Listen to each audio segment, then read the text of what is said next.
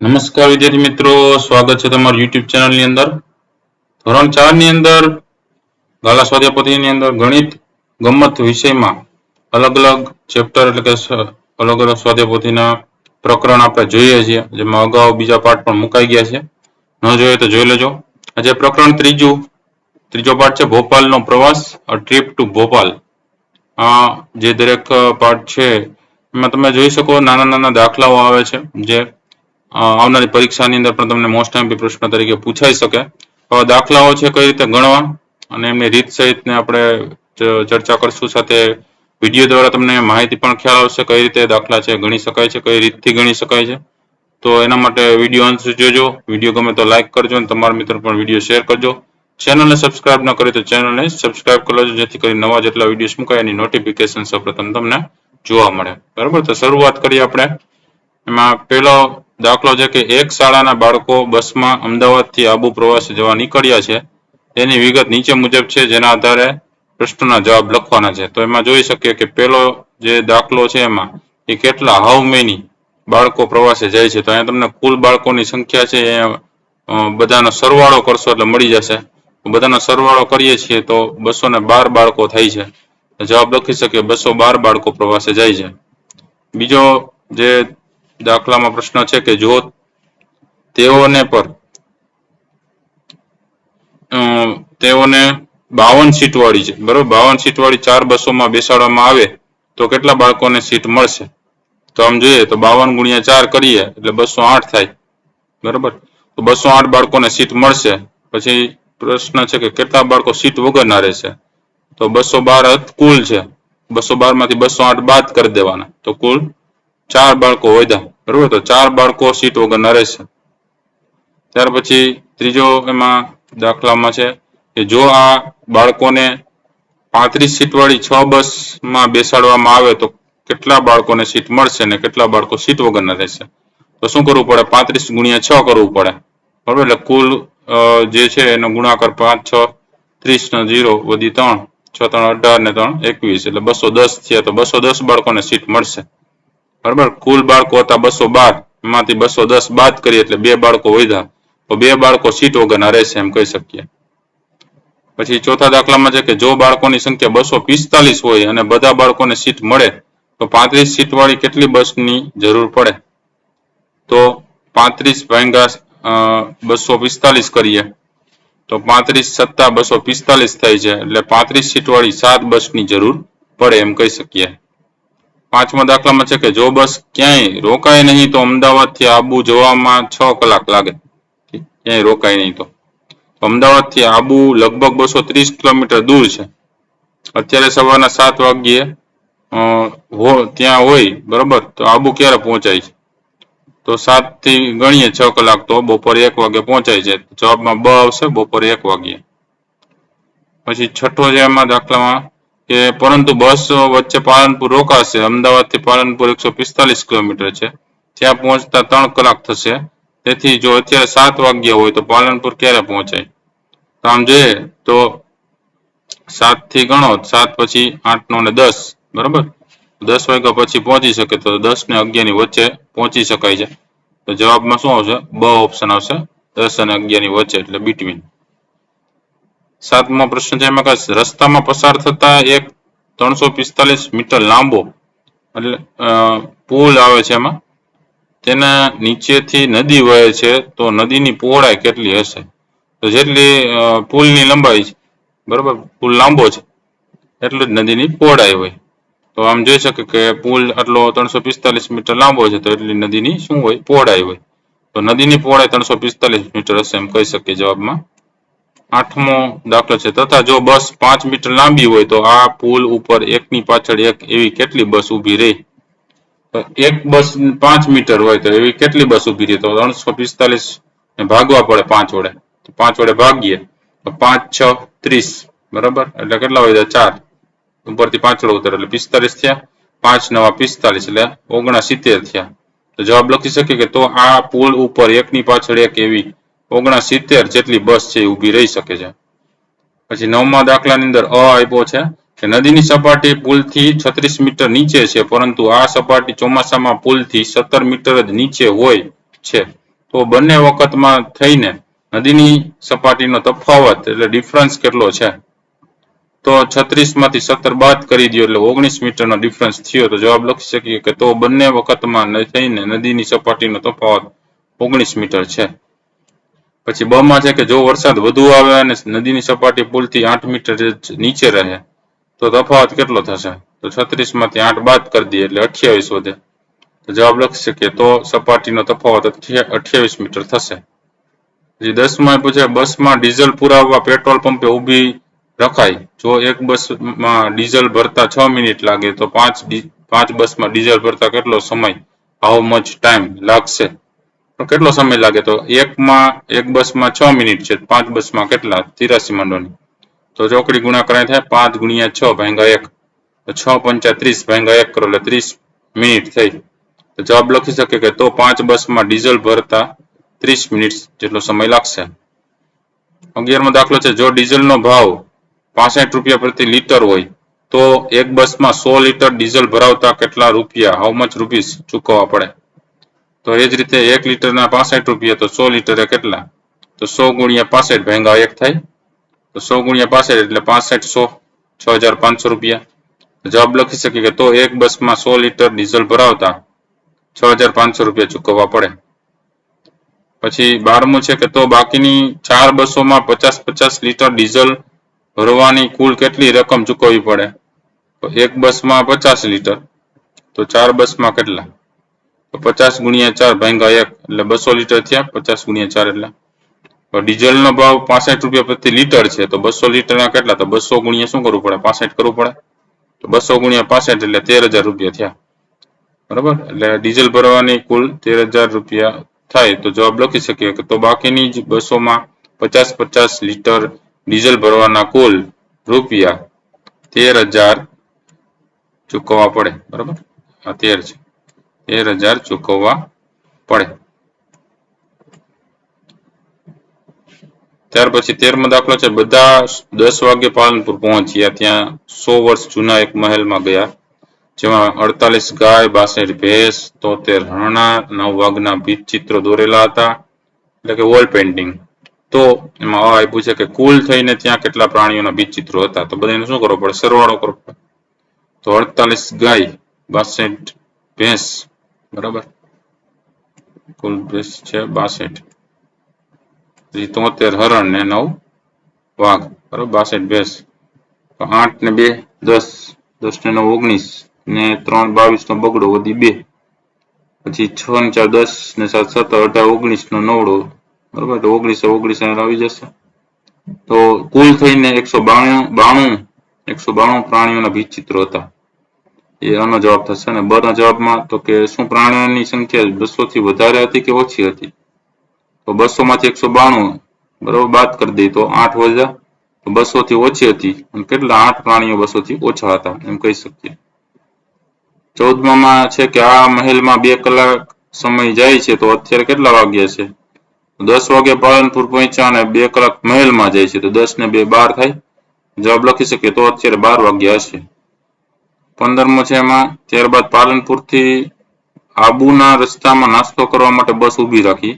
દરેક બાળકને 1 સફરજન, 2 કેળા, 3 બિસ્કિટ અને 4 ચોકલેટ આપી. તો તેમાંથી 42 બાળકોને બિસ્કિટ લીધા નહીં તો કુલ કેટલી વસ્તુઓ કેટલા બાળકોને વહેંચવામાં આવી હોય? તો બાળકોની સંખ્યા 212 હતી. બરાબર, એમાં સફરજન છે 212 ગુણ્યા 1 એટલે 212 સફરજન થયા. કેળા 2 હતા 212 ગુણ્યા 2 એટલે 424 કેળા હોય. ચોકલેટ છે એ 4 હતી. 212 ગુણ્યા 4 કરીએ તો 848 થાય. બરાબર, તો 42 બાળકોને બિસ્કિટ લીધા નતા તો બિસ્કિટ ગણવા હોય તો 42 પહેલા બાદ કરી દે 212 માંથી. કુલ 212 હતા એટલે બરાબર. તો 212 માંથી 42 બાદ કરીએ તો 170 બાળકો થયા અને બિસ્કિટ છે બરાબર એ 170 ને આપ્યા હોય તો એ 3 એક ને દીધા હતા તો 170 ગુણ્યા 3 એટલે 510 બિસ્કિટ હોય. તો બરાબર, બધાની સંખ્યા એ રીતે વહેંચી હોય. પછી 16માં દાખલામાં પૂછે કે નાસ્તો કરતા કરતા બાળકોએ એકબીજાને ગણિતના કોયડા કે પઝલ પૂછવાનું ચાલુ કર્યું. એમાં આપ્યો છે કે મેં 5-5 ચોકલેટ મારા 6 મિત્રોને વહેંચી તો પણ મારી પાસે 3 વધી તો મારી પાસે કુલ કેટલી ચોકલેટ હતી? તો 6 મિત્રો હતા અને 5 ચોકલેટ, 6 પંચા 30 ચોકલેટ થઈ. હવે 30 ચોકલેટ હતી એ દેવાઈ ગઈ મિત્રોને, તો એ 3 વધી, તો 3 એની પાસે હોય તો એ ઉમેરવી પડે. તો 30 વત્તા 3 એટલે 33 ચોકલેટ થઈ એની પાસે કુલ. જવાબ લખી શકીએ કુલ 33 ચોકલેટ હતી. પછી બ છે એની વાત કરીએ તો 2, 6 અને 9 અંકોથી 3 અંકની કેટલી સંખ્યા બનાવી શકાય? તેમાંથી સૌથી નાની એટલે કે સ્મોલેસ્ટ અને સૌથી મોટી એટલે કે ગ્રેટેસ્ટ સંખ્યા કઈ છે? તો આપણે જોઈએ છે કે 2, 6 અને 9 થી આપણે સંખ્યા બનાવવાનું સ્ટાર્ટ કરીએ તો 2, 6, 9, પછી 2, 9, 6 એટલે 296 થયું. બરાબર, પછી 6, 9, 2 એટલે 692 થયા. 6, 2, 9 એટલે 629 થયા. 9, 6, 2 એટલે 926 થયા. 9, 6, 9, 2, 6 એટલે 926 થયા. 9, 6, 2 એટલે 962 થયા. હવે કુલ 6 સંખ્યા બની. કેટલી બની? 6 સંખ્યા. એમાં સૌથી નાની કઈ થઈ? તો કે આ 269 વાળી સૌથી નાની સંખ્યા. અને સૌથી મોટી કઈ થઈ? 962 વાળી. તો સૌથી મોટી સંખ્યા 962. કમાં પ્રશ્ન છે કે એક સંખ્યામાં 5 ઉમેરતા 2 ગણી થાય છે તો તે સંખ્યા કઈ છે? તો 1 વત્તા 5 બરાબર 2x. તો 2x માંથી 1x જાય એટલે 5 થયા. x બરાબર 5 થયા તો 5 ને 5 10 સંખ્યા. તો તે સંખ્યા કઈ હોય? તો કે 5 હશે. ડમાં વાત કરીએ કે એવી સંખ્યા શોધો કે જે 2, 3, 4, 5 અને 6 થી ભાગી શકાય તથા તે 50 થી 100 ની વચ્ચે જ હોય. તો 2 થી ભાગવા માટે આપણે વાત કરીએ તો 60 ને ભાગીએ તો 2, 3, 6 બરાબર એટલે 30 થયા. પછી 3 ને 60 વડે ભાગીએ તો 20 તરી 60 થાય. 4 ને 60 વડે ભાગીએ તો 15, 4, 60 બરાબર. 5 ને 60 વડે ભાગીએ તો 12, 5, 60 ને 6 ને 60 વડે ભાગીએ તો 10, 6, 60 બરાબર. તો 5 ને ભાગી શકાય એવી સંખ્યા તમે જોઈ શકો 60 છે એ બધેને ભાગી શકાય છે બરાબર. 2 વડે ભાગી, 3 વડે, 4 વડે, 5 વડે અને 6 વડે બધાના 60 છે ભાગી શકીએ. એમાં શૂન્ય શેષ આવે બરાબર. શેષ વધતી નથી એટલે ભાગી શકાય, પૂર્ણ રીતે ભાગી શકાય એમ કહેવાય. તો એ સંખ્યા કઈ હતી આપણે જોવાની હતી કે 50 થી 100 ની વચ્ચે એવી સંખ્યા કઈ હતી? તો એ સંખ્યા કઈ થાય? 60 થાય. કઈ થાય? 60. તો જવાબ લખી શકીએ તે સંખ્યા 60 છે. પછી ઈ માં પૂછે કે એક નાની કીડી 1 મિનિટમાં 4 સેમી ઉપર ચડે અને 3 સેમી નીચે લપસે છે તો તેને પૂરા 4 સેમી ચડતા કેટલો સમય લાગશે? તો 1 મિનિટમાં 4 સેમી ઉપર અને પછી 3 સેમી નીચે જાય તો 1 સેમી જ ઉપર ગઈ 1 મિનિટમાં તો 4 સેમી ચડતા 4 મિનિટ લાગે.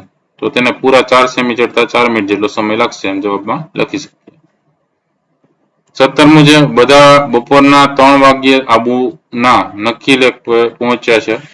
ત્યાં બાળકોને બોટિંગ કરાવવું હતું. તો બોટિંગની ભાવ યાદી છે એ આપેલી છે. તેના આધારે પ્રશ્ન જવાબ લખવાના છે. જેમ કે ડબલ ડેકર છે એ એક વ્યક્તિને 40 છે અને 40 મિનિટ સુધી ચાલે. પેડલ વાળી છે 20 રૂપિયા છે પ્રતિ વ્યક્તિ એ 30 મિનિટ માટે. મોટર છે 30 રૂપિયા છે એ 20 મિનિટ માટે છે. લેઝા વાળી છે 15 રૂપિયાની છે અને 45 મિનિટનો સમય છે. તો આ પૂછે કે 2 બાળકો ડબલ ડેકર બોટમાં ગયા ત્યારબાદ પેડલ બોટમાં ગયા તો તેમણે કુલ કેટલા રૂપિયા ચૂકવ્યા હશે? તો 2 ગુણ્યા 40 કરો ડબલ ડેકર એટલે 80 રૂપિયા એ થયા અને 2 ગુણ્યા 20 કરો તો પેડલ બોટનો તો એ 40 રૂપિયા એ થયા. 80 ને 40 120 તો તેમણે કુલ 120 રૂપિયા ચૂકવ્યા હશે. પછી બાય પૂછે બાળકોનું એક જૂથ મોટર બોટમાં ગયું ત્યાં તેમણે 360 રૂપિયા ચૂકવ્યા તો મોટર બોટમાં કેટલા બાળકો ગયા હશે? તો 30 ભાગ્યા 360 કરો બરાબર. તો 30 × 30 6 વધ્યા 60 થયા તો 30 × 2 = 60 બરાબર. તો મોટર બોટમાં 12 બાળકો ગયા હશે. કોઈ પૂછે બાળકોનું એક જૂથ લેસા વાળી બોટમાં ગયું ત્યાં તેમણે 120 રૂપિયા ચૂકવ્યા તો તે બોટમાં કેટલા બાળકો ગયા હશે? તો 15 વડે ભાગવું પડશે. 15 રૂપિયા છે એકના. 15 ભાગ્યા 120 એટલે 15 × 8 = 120 થાય તો તે બોટમાં 8 બાળકો ગયા હશે. લેસા વાળાને 15 રૂપિયા થશે. પછી ડ છે કઈ નાવ એટલે કે બોટ 1 કલાકમાં 2 ચક્કર મારે છે? તો પેડલ બોટ છે 30 મિનિટ એટલે કે ગણીએ બરાબર. 30 મિનિટનો સમય છે. 30 મિનિટ ગુણ્યા 2 એટલે 1 કલાક થાય 60 મિનિટ બરાબર. તો એ પેડલ બોટ છે એ 1 કલાકમાં 2 ચક્કર મારે 30-30 મિનિટના. પછી ઈ છે કઈ નાવ એટલે કે બોટ અડધા કલાક કરતા ઓછા સમયમાં એક ચક્કર મારે તો મોટર બોટ છે 20 મિનિટમાં જાય છે તો 20 મિનિટમાં જાય તો અડધા કલાકમાં એ પાછો એક ચક્કર મારી લે 20 મિનિટ એટલે મોટર બોટ. ઈ છે કઈ નાવ એટલે કે બોટમાં સૌથી ઓછા ખર્ચમાં સૌથી વધારે સમય મળે છે તો હલેસાવાળી બોટમાં શું છે તો 15 રૂપિયા છે અને એ 15 રૂપિયામાં 45 મિનિટ સૌથી વધારે સમય મળે છે. પછી એક છોકરાએ 40 રૂપિયા આપ્યા અને 1 કલાક બોટિંગ કર્યું તો તેણે કઈ નાવ એટલે કે બોટ ચલાવી હશે તો જવાબ લખી શકીએ પેડલ બોટના રૂપિયા 20 છે એનો સમય છે બરાબર 30 મિનિટ. તેથી પેડલ બોટના 40 રૂપિયામાં 1 કલાક નાવ ચલાવી હશે. પછી ગ છે એક છોકરાએ 2 બોટ કુલ 50 મિનિટ ચલાવી અને કુલ રૂપિયા 50 આપ્યા તો તેણે કઈ 2 બોટ ચલાવી હશે તો પેડલ બોટના 20 રૂપિયા અને મોટર બોટના 30 રૂપિયા એટલે કુલ 50 રૂપિયા થયા. 30 મિનિટ એને અને 20 મિનિટ આને એટલે કુલ 50 મિનિટ થઈ તો પેડલ બોટ અને મોટર બોટ એને ચલાવી હશે. 18મો દાખલો કે એમાં છે સાંજે 5 વાગ્યે બધા અમદાવાદ જવા પાછા ફર્યા જો બસ રોકાયા વગર આગળ વધે તો કેટલા વાગ્યે અમદાવાદ પહોંચે તો સાંજે 5 વાગે પહોંચ્યા હતા જવા પાછા ફર્યા છે તો એ અંદાજિત 11 થી 12 ની વચ્ચે પહોંચશે બરાબર તો જવાબ બ આવશે 11 થી 12 વાગ્યાની વચ્ચે. 19મો છે જો આ પ્રવાસનો એક બસના બાળકોનો ખર્ચ રૂપિયા 2500 હોય અને બસમાં 50 બાળકો હોય તો એક બાળકના ભાગે કેટલા રૂપિયા ચૂકવવાના થાય તો 50 વડે ભાગીએ 50 ભાગ્યા 2500 તો 50 ગુણ્યા 50 એટલે 2500 થાય એટલે એક બાળકના ભાગે 50 રૂપિયા ચૂકવવાના થાય. પ્રવૃત્તિ છે કે શિક્ષક બાળકોને પ્રવાસે લઈ જઈને પ્રવાસના જીવંત અનુભવો છે એ પૂરા પાડશે. ગૃહ કાર્ય કરીએ એમાં પહેલો પ્રશ્ન નીચેના પ્રશ્નના જવાબ લખો જેમાં પહેલો છે કે 350 મીટર લાંબા પુલ ઉપર એકની પાછળ એક એવી 7 મીટર લાંબી કેટલી બસ ઊભી રહી શકે તો 7 મીટર લાંબી છે 350 વડે ભાગીએ તો 7 પંચા 35 મીંડું છે ઉપર જશે એટલે 50 થશે તો આવી 50 બસ છે એ ઊભી રહી શકે છે. બીજું છે દાખલામાં 175 મીટર લાંબા એરપોર્ટ ટ્રેક ઉપર એકની પાછળ એક એવા 35 મીટર લાંબા કેટલા વિમાન ઊભા રહી શકે તો 35 મીટર એક વિમાનની લંબાઈ છે તો 35 વડે ભાગીએ 175 ને તો 35 પંચા 175 તેથી એવા 5 વિમાન ઊભા રહી શકે છે.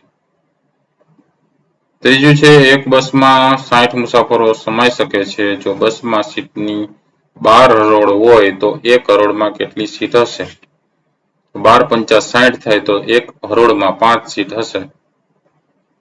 ચોથું છે જો નિખિલ બાઇકમાં 1 લીટર પેટ્રોલ પુરાવે છે તો 44 કિમી ફરી શકે છે તો તે 8 લીટર પેટ્રોલ પુરાવે તો કેટલા કિમી ફરી શકે તો 1 લીટરે 44 કિમી તો 8 લીટરે કેટલા 8 ગુણ્યા 44 એટલે 352 કિમી થયું તો તે 8 લીટર પેટ્રોલ પુરાવે તો 352 કિલોમીટર ફરી શકે. પાંચમું છે શાંતિભાઈ તેમની કારમાં 20 લીટર ડીઝલ ભરાવે છે જો ડીઝલની કિંમત રૂપિયા 65 હોય તો તેમને કેટલા રૂપિયા ચૂકવવા પડશે તો 1 લીટરે 65 રૂપિયા તો 20 લીટરે કેટલા તો 20 ગુણ્યા 65 એટલે 1300 રૂપિયા તો તેમને 1300 રૂપિયા ચૂકવવા પડે. છઠ્ઠો દાખલો છે એમાં દરેક વિદ્યાર્થીને એક બિસ્કિટ એક ચોકલેટ અને એક સફરજન સરખે ભાગે વહેંચવામાં આવે છે જો કુલ સામગ્રી 240 હોય તો કેટલા વિદ્યાર્થીઓને સામગ્રી વહેંચી હશે તો એક ચોકલેટ એક સફરજન એક બિસ્કિટ એટલે 3 થયા તો 3 વડે ભાગીએ સરખા ભાગે છે તો 3 વડે ભાગીએ 240 ને 3 8 24 80 થયા બરાબર તો એવા 80 વિદ્યાર્થીઓને સામગ્રી સરખા ભાગે વહેંચી હશે.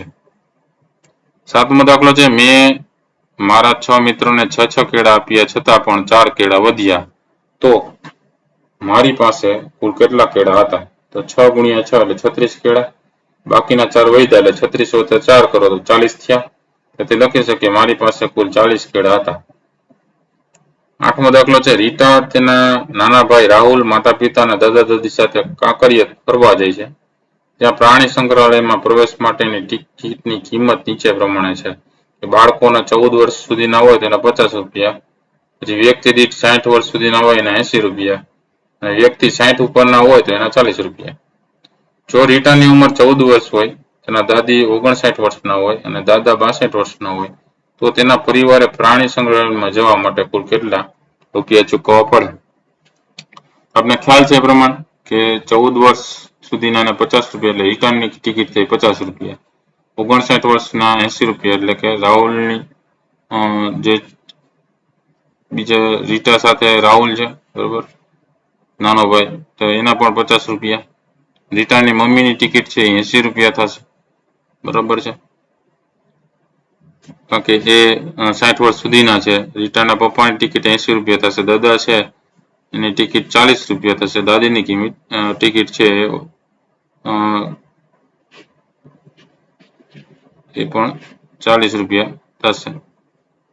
પણ અહીંયા જોઈએ તો દાદી છે 59 60 વર્ષ સુધીના એટલે 59 વર્ષના છે દાદી, એના 80 તમે લખી શકો બરાબર. 59 વર્ષના છે ને, 59 વર્ષના દાદી છે એના 80 લખી શકો. હવે બધાનો સરવાળો કરો તો 8 3 24, 24 ને 10 34 ને 4 38 થયા બરોબર. 380 રૂપિયા બરોબર છે જવાબ. અહીંયા 80 આવશે, 40 નહીં આવે, દાદીની ટિકિટમાં 80 આવશે. જવાબ લખી શકીએ કે તેથી કુલ 380 રૂપિયા પ્રાણી સંગ્રહાલયમાં જવા માટે ચૂકવવા પડે. તો આ હતા અલગ અલગ દાખલાઓ. તમને ખ્યાલ આવી ગયો છે કઈ રીતથી દાખલાઓ ગણવા. માંથી મોસ્ટ આઈએમપી પ્રશ્ન ઘણા બધા પૂછાય દાખલા તરીકે તમને બરાબર. તો આવા દાખલાઓ છે અલગ અલગ અહીંયા વિડીયોઝમાં જોતા રહેજો, જ્ઞાનમાં વધારો કરતા રહેજો, મુકાતા રહેશે વિડીયો. ન જોયેલો તો જોઈ લેજો, ઉપર પ્લેલિસ્ટ છે ધોરણ 4 નું, એમાં જઈને બરાબર વિડીયો સેક્શનની બાજુમાં અલગ અલગ વિડીયો જોવાથી તમારા જ્ઞાનમાં વધારો થશે, આવનારી પરીક્ષાની તૈયારી થતી રહેશે. ફરી પાછા નવા વિડીયો સાથે મળીએ, ત્યાં સુધી તમારી કાળજી રાખજો. Thank you very much and take care.